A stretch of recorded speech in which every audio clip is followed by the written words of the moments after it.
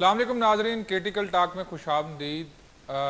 ناظرین، انسان جے رہنی کہانی کے حوالے سے سوسائٹل آرڈر کے حوالے سے دنیا کے مشہور تاریخ دان یووال ہراری جو چوڻ ہے تو انسان وٹ بنیادی جے ب طاقتوں آئیں فکشن اور کوآپریشن، جیسا ہن ہومو سیپینس کا وٹھی کرے ایک ماڈرن ہیومنیٹیرین اسپیشی تائیں جو ہے سفر کیا یہ جو سوشو کلچرل اور سوشو پولیٹیکل جو انسان جو سفر ہے وہ کہڑن مرحلن میں گزریو ہے. انسان مختلف دورن میں کہڑن ثقافتی کلچرلی مطلب مختلف فیزز میں گزریو ہے.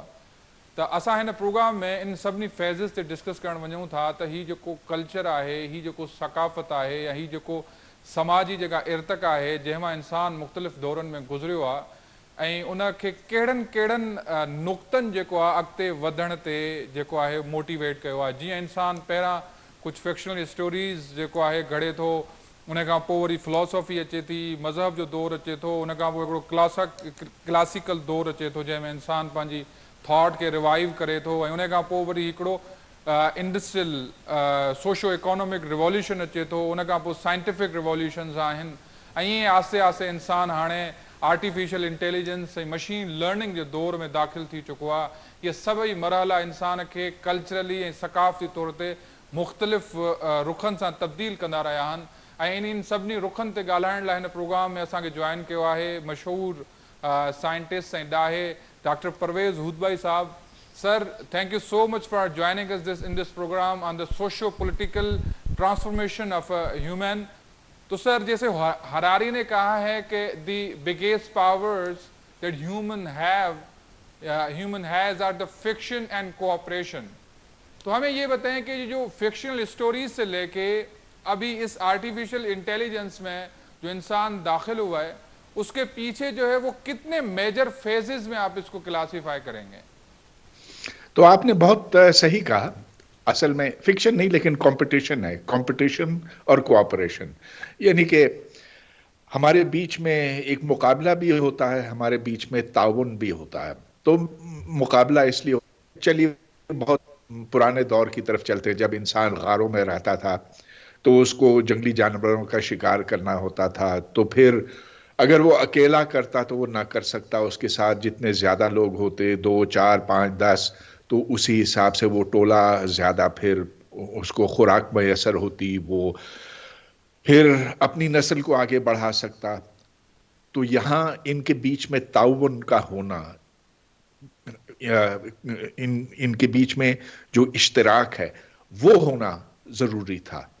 ہاں جب کوئی دوسرا گروپ ہوتا تو اس کے ساتھ پھر کمپٹیشن ہوتی، مقابلہ ہوتا، کیونکہ وسائل محدود ہوتے تو ان کے بیچ میں پھر لڑائی ہوتی.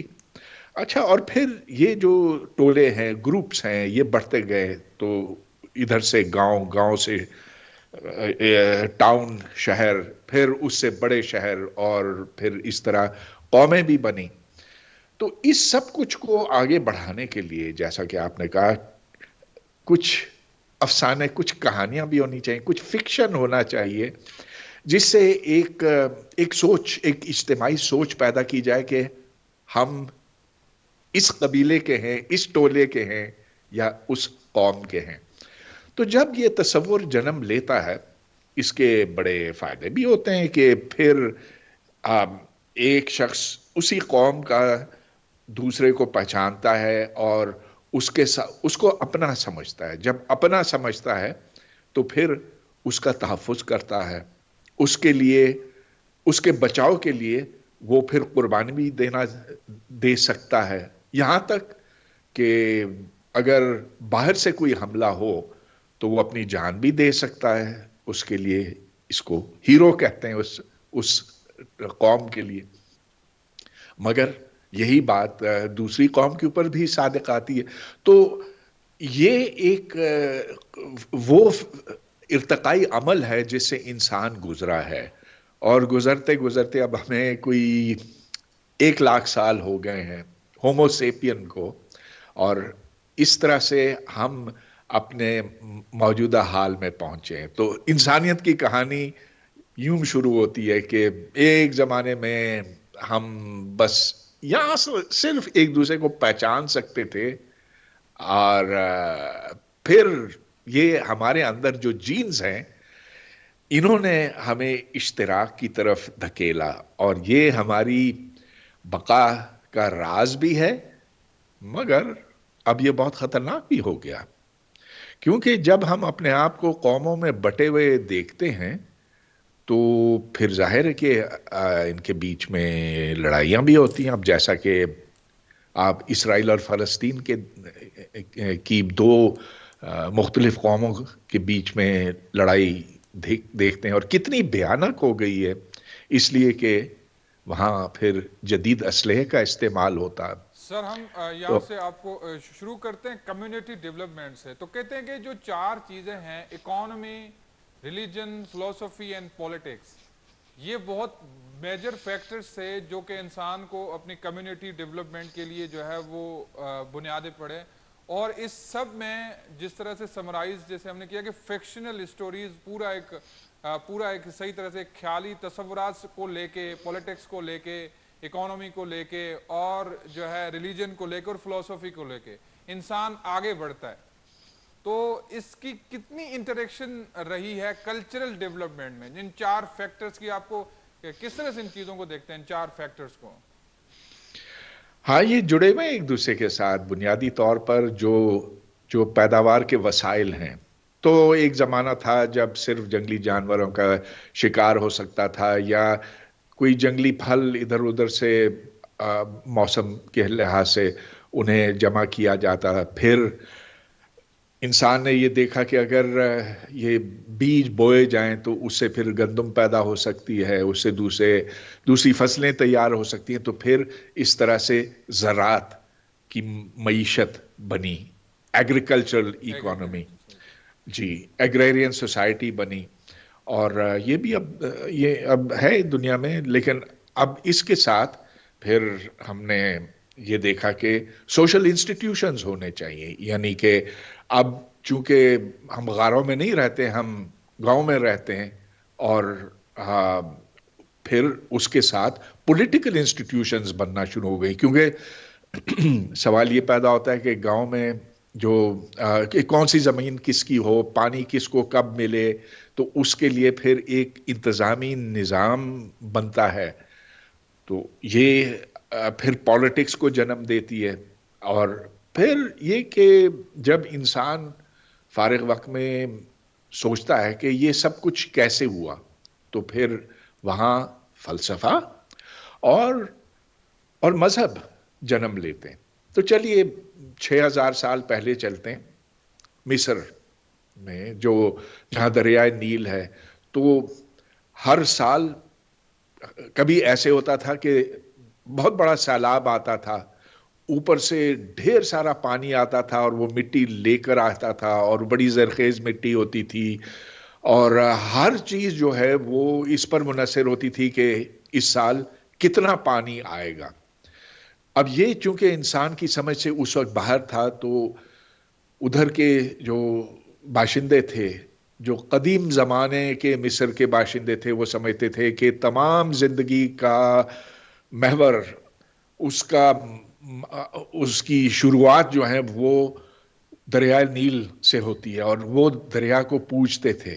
اچھا، اب کیونکہ وہ پھر ایک خدا تھا ان کے لیے، تو پھر اس کو کیسے سمجھا جائے، اس کے موڈ، اس کے تیور کیسے جانے جائیں؟ تو اس طرح سے وہاں ایک ایک وہاں یہ پروہت سامنے آئے، جنہوں نے کہا کہ ہم وہ لوگ ہیں جو جانتے ہیں کہ اس خدا کو کیسے خوش کیا جائے، کہ کیسے یہاں تباہ کن سیلاب نہ آئے، لیکن بس اتنا پانی کہ ہم نہ ادھر نہ خوش سالی ہو، نہ ادھر سر اس میں سیلاب ہو۔ مجھے صرف ایک جو ابھی تک بحث چل رہا ہوتا ہے کہ جیسے آپ نے کہا کہ انسان نے پہلے پولیٹیکل آرڈرنگ سیکھی ہے، کہ جو وہ پولیٹیکلی طور مطلب political is a kind of the ordering of the society, اس کو ایک پاور سینٹرک کر کے جو ہے وہ پھر انسان آگے بڑھتا ہے۔ تو مجھے یہ بتائیں کہ انسان جو پولیٹیکل آرڈرنگ پہلے ہے، اس کے بعد ریلیجن، جو ریلیجس موومنٹس چلی،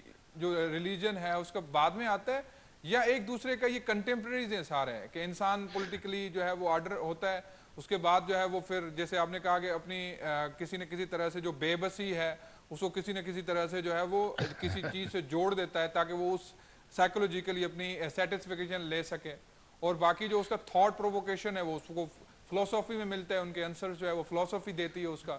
تو یہ دونوں تینوں چیزیں ایک دوسرے کے کنٹمپریریز ہیں, مطلب یہ آگے پیچھے آئی بالکل ہیں.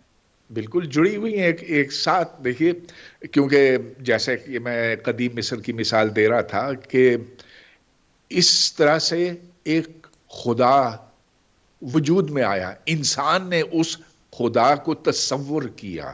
اس سے پہلے تو کوئی تصور نہیں تھا نا, لیکن جب دریائے نیل کو خدا بنایا گیا کہ یہ وہ طاقت ہے جس پر ہماری زندگیوں کا دار و مدار ہے, اگر یہ غصے میں آ جائے تو ہم مر جائیں, یہاں خوش سالی ہوگی یا سیلاب ہوگا, آفت آئے گی, تو یہ سب کچھ پھر اس خدا کو پوجنے پر ان جو ادھر کے انسٹیٹیوشنز تھے, ریلیجس انسٹیٹیوشنز تھے, وہ اس کو پوجنے کے لیے بنے.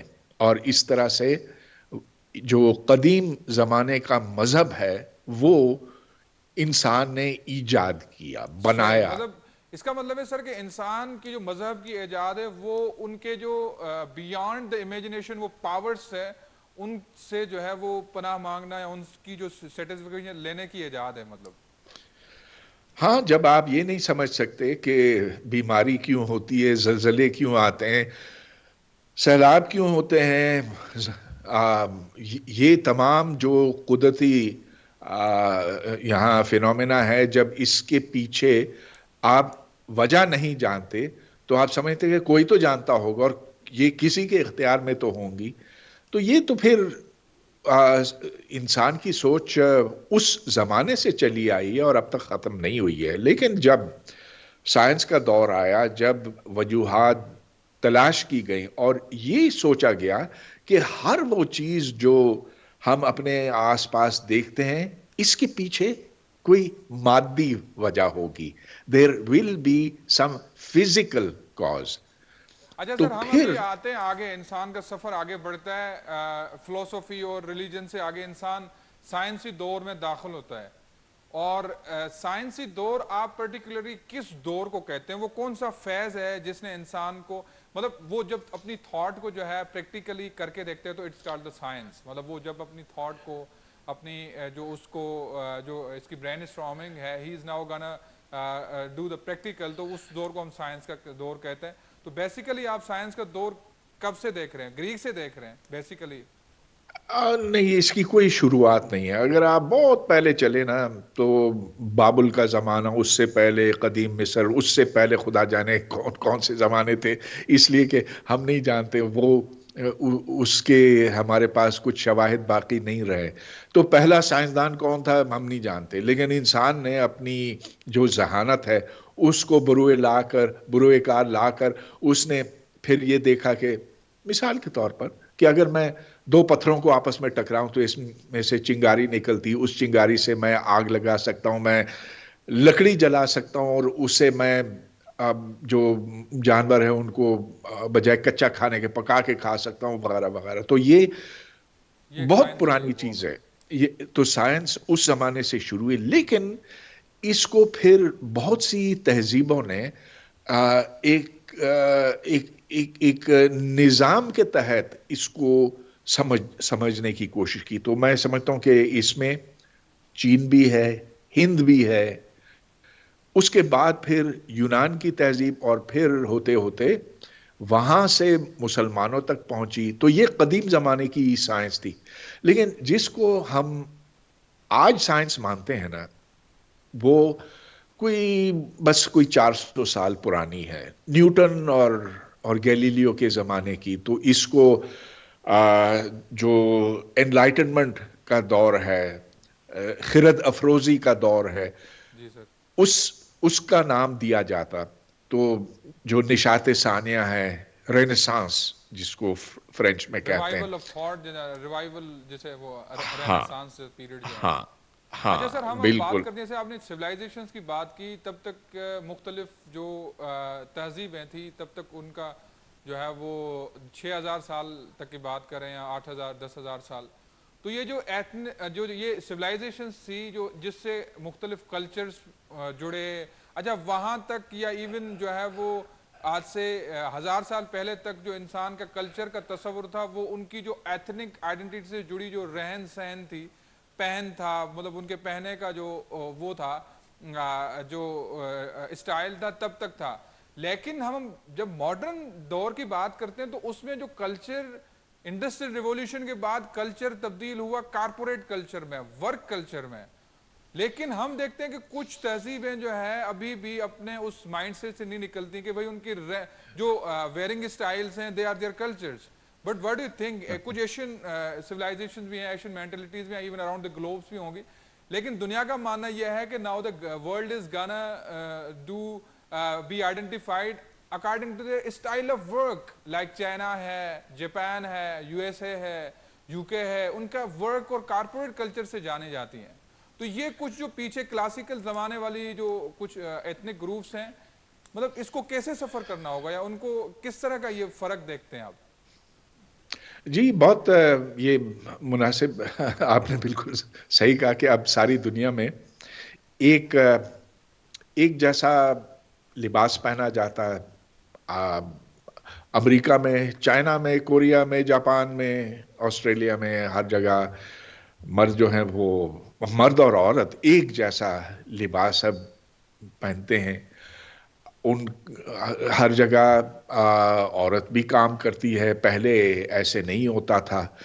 اور اب آپ یہ دیکھیں کہ ایک جو جس کا آپ نے ورک کلچر کا نام لیا، کہ آپ کو دن میں 8 گھنٹے کام کرنا ہے یا 10 گھنٹے کام کرنا ہے، اور اس کے وقت بھی مقرر ہو گئے، صبح ناشتہ، پھر دوپہر کا کھانا، پھر رات کا ڈنر وغیرہ. یہ سب ابھی کی باتیں ہیں، اور یہ شروع ہوتی ہیں انڈسٹریل ریولوشن، صنعتی انقلاب کے بعد کی. جب صنعتی دور آیا اور ہم زرعی دور سے نکل کر اس دور میں پہنچے، صنعتی دور میں پہنچے، تو اب یکسانیت، گلوبلائزیشن اس کے نتیجے میں پیدا ہوئی. اور یہ عمل جو ہے کبھی رکے گا نہیں، پیچھے کی طرف نہیں جائے گا. ہاں کہیں کہیں آپ دیکھیں، اپنے پاکستان میں دیکھیں کہ ہمارا لباس عام طور پر کافی مختلف ہے، لیکن ادھر بھی جدیدیت کی جھلکیاں آپ کو دکھائی دیتی ہیں. اب بہت سے پاکستانی شہروں میں، اور خاص طور پر جو جو زیادہ خوشحال علاقے ہیں شہروں میں، ادھر جو لباس آپ کو دکھائی دے گا اور جو بستیوں میں دکھائی دے گا، فرق بہت، ان میں فرق ہو گیا. اب ایک حصہ ہمارا جدیدیت کے ساتھ جڑ رہا ہے، جبکہ دوسرا جو ہے وہ ادھر ہی اپنے پرانے روایت پہ قائم ہے. دنیا میں اور جگہوں پر بھی ہوتا ہے، لیکن پاکستان میں جدیدیت بہت آہستگی سے آگے بڑھ رہی ہے. آپ انڈیا کے ساتھ مقابلہ کیجئے تو ادھر جو رہن سہن کا انداز ہے بہت زیادہ بدلا ہے سر یہ آج بنسبت کل جیسے آپ نے پاکستان کے. ٹرم یہ یوز کیا نا، پاکستان یا ایون کنٹری وائز، کچھ زمانے پہلے یہ ایشینز کے لیے کہا جاتا تھا، لیکن کیونکہ انڈیا، چائنا اور باقی ایشین نیشنز نے اپنے آپ کو آگے ان 20 سالوں میں کچھ زیادہ ہی جو ہے وہ اسپیڈ اپ کیا ہے ڈیولپمنٹ کو. تو اب یہ جیسے آپ نے ٹرمینالوجیز کچھ ملکوں یا علاقوں تک محدود ہو گئی ہے کہ یہ جو کوپ اپ کرنا ماڈرن کلچر اور ماڈرن کلچرز کو اڈاپٹ کرنے والی جو چیز ہے بالکل ایسا ہی ہے. تو ان جمود کے پیچھے جو ہے وہ کچھ قوتیں، کچھ تھاٹ پروسیسز کو روکنا یا اس طرح سے، what the major factors you assume behind this جو جمود ہے اس پورے معاشرے کا؟ ہاں تو یہ سوال اٹھا تھا آج نہیں، لیکن 250 سال پہلے جب انگریز کی آمد ہوئی اس برے صغیر میں، کہ انگریز اتنے تھوڑے تھے. زیادہ سے زیادہ انگریزوں کی طاقت کوئی 40,000 کے لگ بھگ تھی. ادھر اس وقت اس انڈیا کے برے صغیر میں کوئی 400 ملین مقامی باشندے تھے، اور وہ جو آج پاکستان ہے وہاں سے لے کر بنگلہ دیش تک، تو خیر اس وقت یہ سرحدیں تو نہیں تھی، لیکن there were 400 ملین پیپل. تو پھر یہ سوال اٹھا اور لوگ سوچتے رہے کہ بھئی آخر کیا وجہ ہے کہ اتنے تھوڑے لوگ اتنے زیادہ لوگوں پر یہ قابض ہو سکے. اور وہاں پھر ان کو یہ نظر آیا کہ اب زمانہ بدل گیا، اب سائنس اور ٹیکنالوجی کا وقت آ گیا ہے. اب ہمیں اگر محکوم نہیں رہنا ہے، اگر ہمیں آزاد ہونا ہے، اور اگر ہمیں آگے بڑھنا ہے اور دنیا کے ساتھ ساتھ چلنا ہے، تو ہمیں سائنس سیکھنی ہوگی، ہمیں دنیا کے جو جدید طریقے ہیں وہ جاننے ہوں گے. تو اس میں کچھ ملک جو ہیں آگے ہیں، جیسا کہ انڈیا ہے. اب انڈیا دنیا کی بڑی طاقت بننے اس طرف چل پڑا ہے، اور اب آپ دیکھ سکتے ہیں کہ نہ صرف یہ کہ اس کی معیشت پاکستان کی معیشت سے بہت زیادہ بڑی ہو چکی ہے، لیکن خلائی سفر میں وہ مریخ تک پہنچ گئے. تو دوسری طرف جو روایت پسند ہیں اور جو کہتے ہیں کہ ہماری شناخت ہماری ماضی میں ہے اور ہمیں پیچھے کی طرف جانا چاہیے کیونکہ وہ بڑا سہانا دور تھا، لیکن وہ پھر سوچ جو ہے وہ آپ کو آگے نہیں بڑھنے دیتی. اور ہماری تعلیم میں جو آپ دیکھتے ہیں جس طرح سے ہم بچوں کی تربیت کرتے ہیں، جو تعلیم ہم انہیں دیتے ہیں، وہ پھر ہمیں آگے نہیں جانے دیتی. اچھا سر، تو ابھی مطلب سائنٹیفک تھاٹ کو اڈاپٹ جتنا آپ جلدی کر سکتے ہیں اور جتنا آپ ٹیکنالوجیکل ایولیوشنز کو جو ہے جتنا آپ اڈاپٹ کر سکتے ہیں، تو مطلب اکارڈنگ ٹو یور اوپینین کہ یہ دو بڑے میجر فیکٹرز ہیں کہ جتنا آپ سائنٹیفک تھاٹ کو جتنا اڈاپٹ کر سکتے ہیں جن سوسائٹیز نے، اور جتنا ان کو پھر ٹیکنالوجیکل جو ایولیوشن ہے اس کو جتنا جس نے کیچ اپ کیا ہے، تو وہ قومیں جو ہے کسی جمود یا کسی اسٹیگننٹ جو ان کی اسٹیٹ ہے وہ آگے نکل سکتی ہیں. تو these are the major maybe two factors. What do you think? ہاں جی، بالکل یہی بات ہے. جدید سوچ کی جتنی جلدی قبولیت ہوگی نا، the more ready you are to accept that it is the future that matters, not the past. تو اسی حساب سے پھر آپ تیار ہوں گے دنیا کے شانہ بشانہ چلنے کے لیے. اب وہ قومیں جو کہتی ہیں کہ نہیں یہ تو سارا بس چمک دمک ہے، اس کے پیچھے کوئی سچائی نہیں ہے، اصل سچائی جو ہے، اصل خوشی، اصل ہماری جو راہ ہے وہ پیچھے کی طرف جاتی ہے، تو پھر وہ پھنس جاتے ہیں. اور پھر وہ ان کی جو حالت ہے وہ پھر دنیا کے سامنے آ جاتی ہے. جیسا کہ ہم ہیں، ہم کہتے ہیں کہ ہم سے بہتر کوئی لوگ نہیں، ہمارے مذہب سے بہتر کوئی نہیں، ہماری روایت سے بہتر کوئی چیز نہیں، ہم سب سے اچھے لوگ ہیں. اچھا بھائی، اگر آپ ہیں تو پھر دنیا سے آپ قرضے نہ مانگیں، پھر آپ دنیا کی ہر ایجاد کی ہوئی چیز سے اس کو للچائی ہوئی نظروں سے نہ دیکھیں، اس کو خریدنے کی کوشش نہ کریں. اب آپ دیکھ لیجئے کہ ہر ایک جو ہے وہ اسمارٹ فون لے چکا ہے یا لینا چاہتا ہے، اور اچھے سے اچھا اسمارٹ فون، لیکن اس میں ہمارا کنٹریبیوشن زیرو ہے، ایگزیکٹلی زیرو ہے. سر اور اصل میں جب ہم ٹرانسفارمیشنز کی بات کرتے ہیں، کلچرز کی، میں اس پہ سوال ایک رکھ رہا تھا آپ کے سامنے کہ آج کل جو پرسپیکٹیوز آ رہے ہیں کہ یہ دنیا جو ہے جس طرح سے اے آئی کا ایک بڑا جو ہے وہ ٹرانسفارمیشنز کی طرف جا رہی ہے، تو یہاں پہ دو نقطہ نظر ہیں بڑے. جیسے ہراری کا نقطہ نظر یہ ہے کہ یہ اے آئی جو ہے وہ دنیا کو آگے جا کے ایک ہالٹ میں لے لے گی. 2050 تک دنیا میں بہت ساری امپلائمنٹ ریشو بڑھ جائے گا، اور اس کے بعد جو ہے وہ کچھ چیزیں جو ہے وہ انکنٹرولبل ہو جائیں گی، اور اے آئی از گانا مطلب ڈو دا ورلڈ ان اے ڈوم. اس کے بعد ایک اور نقطہ نظر ہے کہ نہیں، دنیا جس طرح سے انسان نے اپنا ہر دور میں کوئی نہ کوئی راستہ نکالا ہے پروگریس کا، کوئی نہ کوئی راستہ نکالا ہے آگے جانے کا، تو نہیں یہ بھی ایک ٹرانسفارمیشن ہے. پھر آگے آنے والی جنریشنز بھی اسی طرح سے ایک راستہ نکال کے اسی ارتقائی سفر کو آگے لے کے جائیں گی. تو آپ کا کیا نقطہ نظر ہے ان دونوں اس میں سے؟ پیسمسٹک اور آپٹیمسٹک؟ میرا خیال ہے کہ انسان اس سے نمٹ سکتا ہے، ہمارے کنٹرول میں ہے. جس دن ہاتھ سے نکل گیا تو اور بات ہے، لیکن اس کا امکان لوگ کہتے ہیں کہ ہے. اس میں جو اس کے ڈیزائنرز ہیں اے آئی کے، وہ کہتے ہیں کہ اس پہ کچھ قدغنیں لگانی چاہیے اس سے پہلے کہ یہ اپنے آپ کو ریجنریٹ کرنے لگے. تو یہ بات معقول ہے، لیکن اس سے مصنوعی ذہانت سے، آرٹیفیشل انٹیلیجنس سے جی سر. فہم ہے وہ بہت بڑھے گی، اور یہ ایک اچھی بات ہے. اس سے انسان اپنے لیے مزید خوشحالی پیدا کر سکتا ہے. اب دیکھیے، اس میں جو خطرہ ہے وہ یہ کہ بہت سی ایسی ملازمتیں ہیں، ایسی جابز ہیں جو جن سے انسان فارغ ہو جائے گا. اب مثال کے طور پر، اور یہ چیز کوئی نئی بات نہیں ہے، یہ آپ دیکھیں، پہلے آپ لفٹ میں بیٹھتے تھے نا، تو لفٹ میں ایک بندہ بیٹھا ہوتا تھا، وہ پھر آپ کوئی لیور شیور دباتا تھا اور پھر آپ کو وہ چھٹی منزل تک پہنچاتا تھا. اب وہ آپریٹر تو ختم ہو گئے. اب تو آپ بٹن دباتے ہیں، وہ بٹن پھر ایک کمپیوٹر میں جا کر یہ کمپیوٹر یہ طے کرتا ہے کہ کون سی لفٹ کس سپیڈ پہ جائے گی اور کہاں رکے گی، اور پوری جو اس کی سیکوینسنگ ہے وہ کرتا.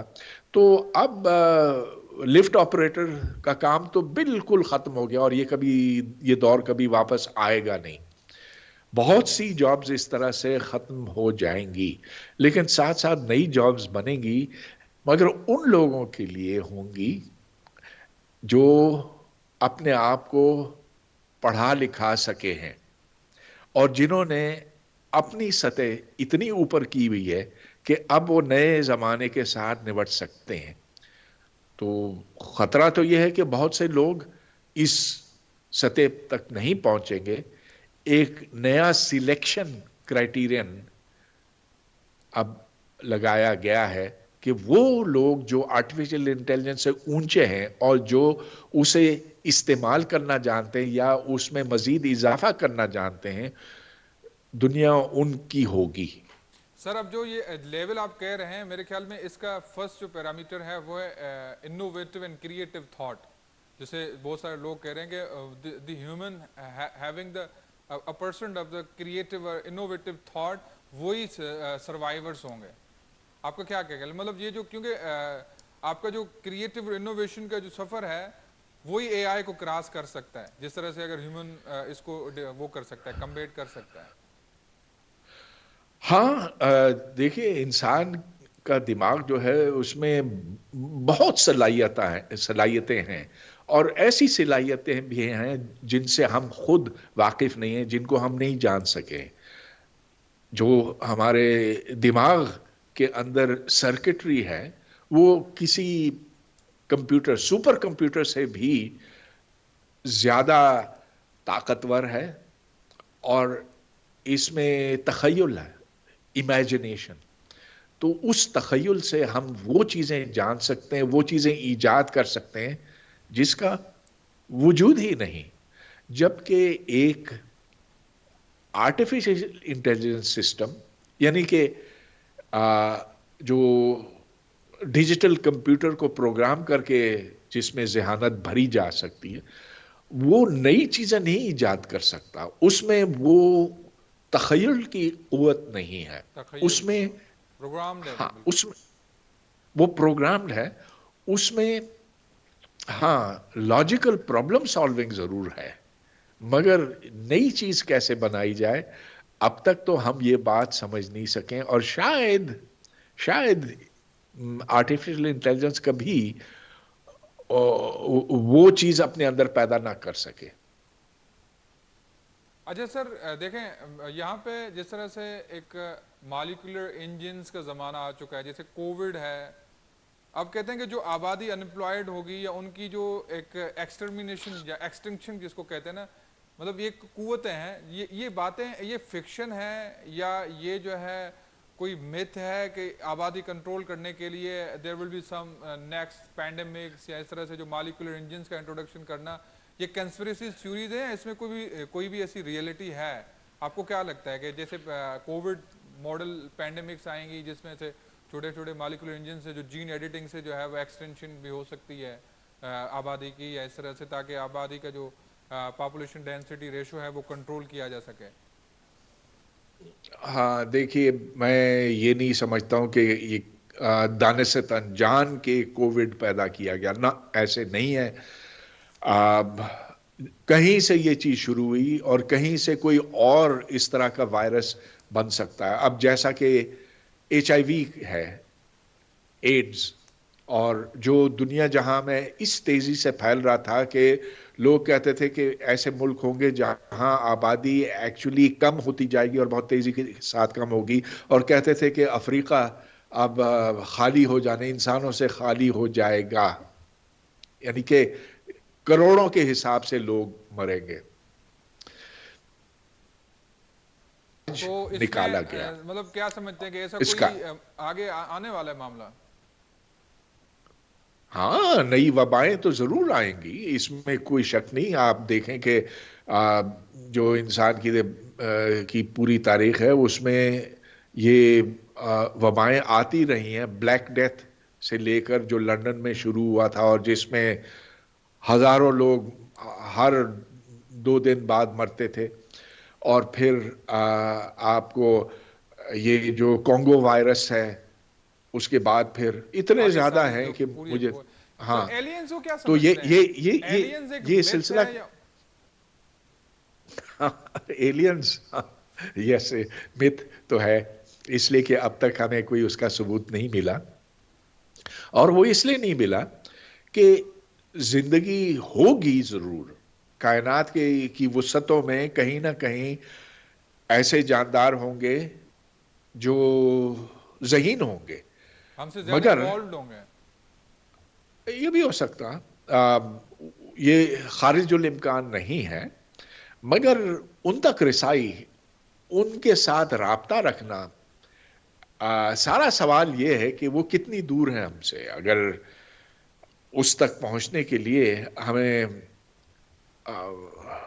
ہزاروں نوری سال لگتے ہیں، لائٹ ایئرز لگتے ہیں، تو اس کا مطلب یہ کہ یہ ممکن نہیں کہ ادھر سے یہاں تک ابھی کوئی ایسی علامت پہنچی ہو جس کو ہم دعوے سے کہہ سکیں کہ یہ باہر کی کوئی آئی ہوئی چیز ہے. تو دیکھیں، ہر وقت کوئی نہ کوئی عجوبہ دکھائی دیتا، کوئی آسمان میں چمکتا ہوا نقطہ نظر آتا، کہیں پر زمین پر کسی چیز کی چھاپ دکھائی دیتی ہے، ہم کہتے ہیں اوہ ہو یہ آ گئے باہر یہ سے. سیلیسٹیل جو وہ ہوتے ہیں باڈیز کی موومنٹس ہوتی ہے، جیسے میٹیورائٹس ہو گئے، ایسٹیرائڈس ہو گئے، تو ان کی سیلیسٹیل موومنٹس کو ہم کہتے ہیں کہ یہ ایلینز ٹائپ یا اس طرح کی چیزیں ہو رہی ہیں. ہاں، تو بہت سی غلط فہمیاں اور غلط باتیں کی جاتی ہیں، اور وہ لوگ جو سائنس سے ذرا دور ہوتے ہیں نا، وہ اس کی طرف کان جلدی دھر لیتے.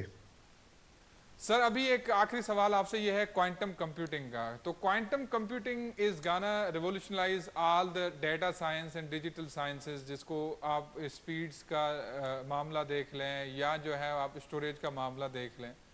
تو یہ کوانٹم کمپیوٹنگ اے آئی کو کس طرح سے کتنا لیول تک اسکیل تک جو ہے وہ بوم کر دے گی؟ بیکاز یو سیلف کوئی کوانٹم فزسٹ ہیں یا کوانٹم آپ سائنٹسٹ ہیں، تو what idea you have about the quantum computing?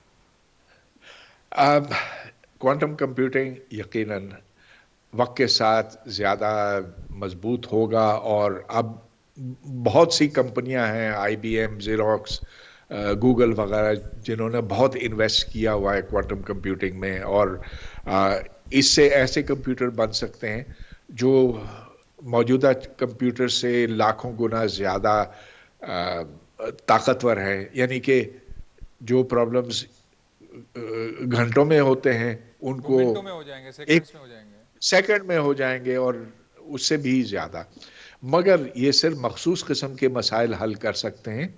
یہ آپ کا جو ڈیسک ٹاپ کمپیوٹر ہے اس کو کبھی ریپلیس نہیں کریں گے، کبھی نہیں کریں گے. میرے خیال میں. تو یہ جو کہا جاتا ہے کہ بھائی بہت بڑا انقلاب آنے والا ہے، میں سمجھتا ہوں کہ ہاں ہاں تبدیلی تو لائے گا، لیکن ایسی نہیں کہ دنیا ایسے ہل جائے گی.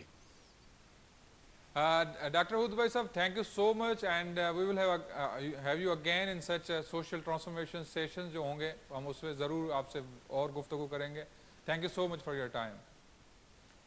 جی ناظرین ان ساں گڈ ہن پروگرام جو وقت پورو وری ملنداسیں کنहिं نئے سیشن سان. تيسि تائين اجازت. اللہ بھائی.